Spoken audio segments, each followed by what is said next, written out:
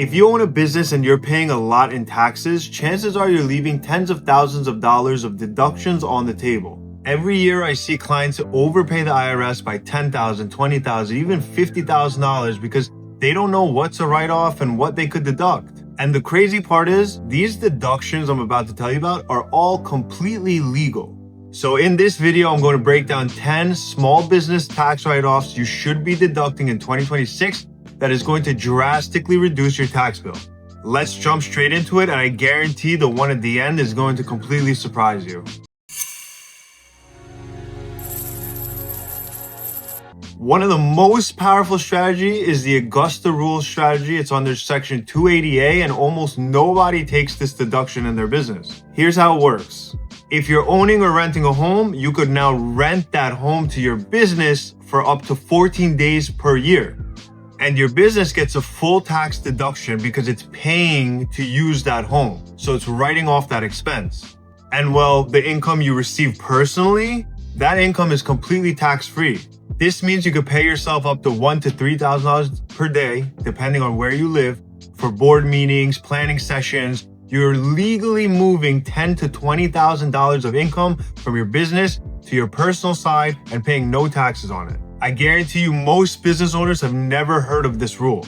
Another major small business tax deduction is putting your kids on their payroll. For example, your kids could be helping with social media, admin work, data entry, cleaning and organizing, and you can legally pay them up to the standard deduction. In 2026, that's roughly $15,000 tax-free. So your business is deducting the $15,000 per child, and your child is gaining that $15,000 completely tax-free, wiping that from your business income taxes. By the way, side note, you could contribute that money into a Roth IRA for your children, and it will then grow tax-free for decades, growing their wealth. Deduction number 3, home office deduction. If you have a dedicated space in your apartment or home that's regularly and exclusively used for business, these are some of the things you could deduct. Your rent or mortgage interest, utilities, internet expenses, property taxes, insurance expenses. Keep in mind the deduction is based off of the percentage use of that home or apartment. For example, if your home is 1,000 square feet and you're using 200 square feet for business purposes, 20% of those expenses we listed out will be used as a deduction on your business. Deduction number 4, business use of your car. So if you drive for work and for your business, the IRS lets you deduct some of your vehicle expenses. There's 2 methods to calculate this. Method 1 is the standard deduction method. Method 2 is the actual expense method. Examples of things you could deduct are gas, maintenance, insurance, even depreciation and lease payments. The more you use your car, the more you drive around for work, for your business, the more you could deduct within that year as well. Deduction number 5, business meals. Business meals are a completely legitimate tax deduction that you should be taking in your business. You could deduct up to 50% of each meal under these circumstances. The meal is directly related to business. You're with clients, prospects, or employees, and the meal is properly documented. You have receipts, you know what it was paid for, where you went, and how much was spent. So if you're discussing business over lunch with a client or a customer, half of that meal is deductible. This may seem small, but over the course of a year, it adds up plentiful. Deduction number 6 is business travel. Travel is one of the most overlooked tax write-offs because not everyone knows, can I write this off as a deduction? Is it not, and why?